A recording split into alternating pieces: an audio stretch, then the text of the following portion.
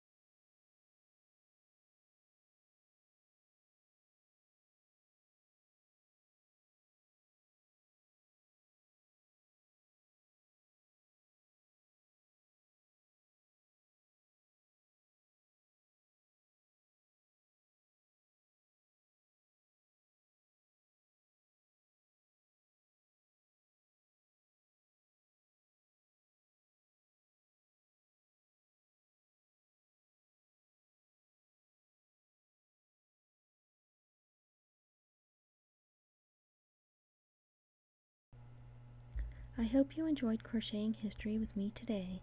I love bringing these beautiful historic patterns back to life and sharing the stories and stitches behind them. Please consider liking the video, subscribing, and coming along for more vintage crochet patterns and projects. Until next time, happy stitching!